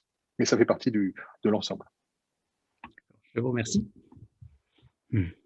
Et peut-être pour rebondir, je crois que de manière générale, hein, les trois intervenants, vous avez tous mentionné quelque part la famille, les aidants proches, et que l'évaluation finalement de vos projets inclut également une évaluation de la part de la famille, n'est-ce pas? Oui. Tout à fait. Peut-être une dernière question aussi par rapport au projet Senior Active. Donc, il existe des lieux d'expérimentation type Living Lab, hein, mais pas que, où on peut finalement tester des solutions, des dispositifs et évaluer les différents projets. Est-ce que vous avez fait appel en fait, ou est-ce que vous le faites vous-même, ou est-ce que vous avez fait appel à ce type de lieu pour évaluer vos projets? Nous, de notre côté, je dirais que c'est un mix de deux choses présentement. Donc, Eugéria démarre une nouvelle entreprise technologique où on va développer de la technologie, justement où on voit qu'il y a des besoins. Puis, on va le faire de deux façons. On va lancer un premier produit qui est envers le consommateur parce que c'est beaucoup plus rapide. Puis, tout ce qui est recherche au Canada prend énormément de temps. Mais cette technologie-là, dès le jour 1, on la teste en milieu réel. Donc, on a des partenariats avec le public. Certains, en particulier pour nous, ça va être dans le soin à domicile, où on va tester dès le début, mais on va quand même lancer aussi un produit aux consommateurs. Donc, ça va nous permettre un peu d'avoir un mix des deux pour pas non plus s'embarquer dans un 4 ans qui peut être très long. Sinon, on le ferait plutôt comme une recherche sans faire l'entreprise. Donc, on va faire les deux, mais le milieu réel est très, très important pour nous. Dans notre cas, nous, c'est des CIUS au Québec, ça s'appelle. Ils sont très, très, un peu comme Dr. Laurent mentionnait, là, très, très ouverts à tester puis à faire des projets en mode pilote. Après ça, on a des fois un peu de la difficulté à faire accepter ça à grande échelle. C'est comme la prochaine étape après. Mais au niveau des pilotes, il y a beaucoup de réception de la part des différents CIUS pour essayer des nouvelles technologies. Merci. Oui, Sam, Laurent, vous voulez intervenir par rapport au sujet de l'expérimentation? Non, je vois qu'il y a une question qui est posée. Oui. Ça vous va si je donne la parole alors à Madame Pirsoul? Oui? OK. Oui, bonjour. Je représente la Fédération francophone des associations de patients. J'avais une petite question. D'abord, enfin, je trouve que le projet de M. Schmoll est intéressant parce qu'effectivement, il y a un gros souci pour beaucoup de personnes âgées en maison de repos de pouvoir rencontrer des spécialistes. Les spécialistes ne se déplaçant pas, donc ça pourrait être effectivement une solution. Mais je ne sais pas s'il y a des médecins belges dans l'Assemblée, mais le peu que je sais des discussions par rapport à la télémédecine, j'ai quand même souvent eu comme info, c'est que en suivi de soins ou de pathologies, ils étaient assez pour, mais que les médecins belges, en tout cas, n'avaient pas l'air très, très enclin à poser des diagnostics à distance.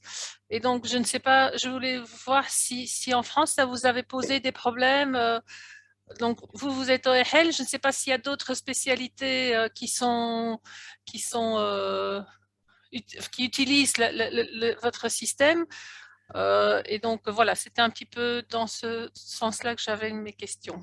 Alors, nous, on fait de la télémédecine pour les EHPAD dans toutes les spécialités. Hein. Moi, je fais de l'ORL, mais les téléconsultations les plus fréquentes, c'est tout ce qui est neuropsychiatrie pour tous les troubles cognitifs, la cardiologie, la pneumologie, la dermatologie. L'ORL est loin derrière, hein. Malgré la nécessité pourtant de regarder les conduits auditifs. Mais donc, les spécialités, c'est toute spécialité. Je vais vous donner un exemple assez simple. Il est très rare, mais nous avons eu des demandes d'urologie parce que un patient avait une poche, un cystocate, une poche pour vider la vessie, parce qu'il y avait et nous avions des infirmières démunies parce que le patient avait des écroulements, des fuites, des douleurs, etc. En une téléconsultation, un urologue a expliqué à l'infirmière comment bien faire un pansement étanche, a donné des traitements locaux pour que les inflammations locales cutanées soient améliorées facilement, et des antispasmodiques pour qu'il n'y ait pas des douleurs abdominales liées en fait à ces fuites urinaires. En une téléconsultation, on a résolu le problème. On a aussi des téléconsultations d'ophtalmologie. Évidemment, on ne peut pas faire d'ophtalmologie de la cataracte, mais quand vous avez un œil qui coule, la paupière est versée, qu'en nulle téléconsultation, l'ophtalmo voit qu'il s'agit d'un simple problème d'ulcération, de cornée, de conjonctivite ou autre. Il donne des gouttes ou un gel à mettre dans l'œil et il résout le problème d'une personne âgée pour lequel ça traîne, c'est douloureux. Vous avez raison, les médecins spécialistes ne se déplacent pas. Il y a des centaines de choses, et on en découvre, je veux dire, presque toutes les semaines, de choses qu'on peut faire à distance sans déplacer des patients. D'autres plus grandes réticences, c'est effectivement les médecins.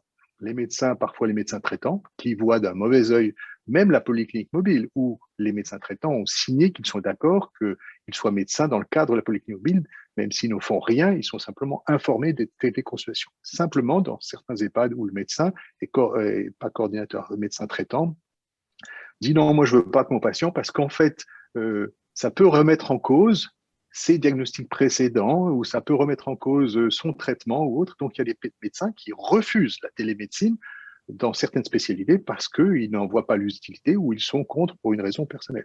Donc, ce qu'on a aujourd'hui, c'est qu'il faut convertir l'ensemble des médecins à la télémédecine, même s'ils ne veulent pas en faire eux-mêmes. Il faut qu'ils acceptent qu'on puisse en faire pour le bien des patients. Et ça, parfois, dans certains EHPAD, on se rend compte que c'est un frein. EHPAD qui n'a parfois plus qu'un seul médecin traitant, et qui nous dit, oui, mais moi, je ne veux pas me fâcher avec mon médecin parce que pour faire un peu de téléconsultation spécialité, si je me fâche avec lui, il ne reviendra pas et puis j'ai plus de médecin du tout. Donc, on est dans une espèce de situation absolument incroyable où on a parfois des infirmières qui sont prêtes à faire la téléconsultation, qui demandent la validité parce que c'est dans le cadre du parcours de soins français et qui ont un refus de la part du médecin généraliste parce qu'il n'a pas envie. Voilà. En gros, ils nous disent, non, c'est pas la peine, non, je sais, non, ça a été fait, non, c'est pas la peine.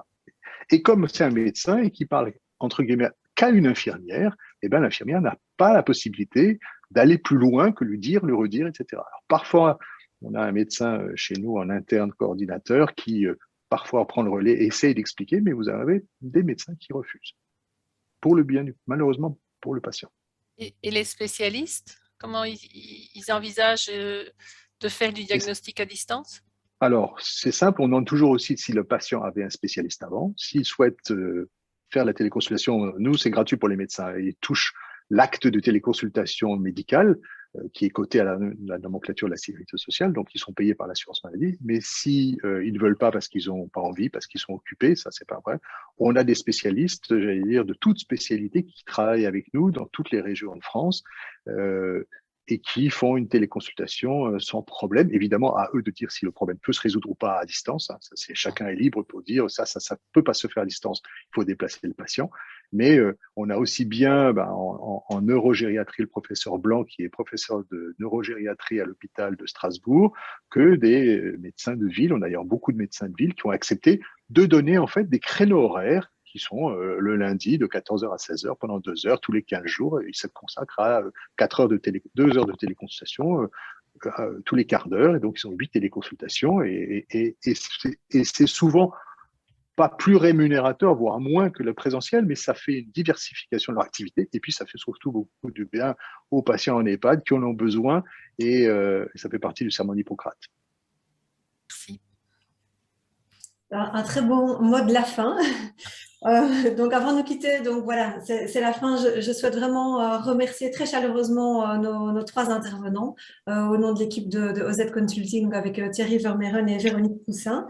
D'autres webinaires vont suivre sur des sujets. Donc, le fil rouge, c'est senior et digital, nouvelles technologies.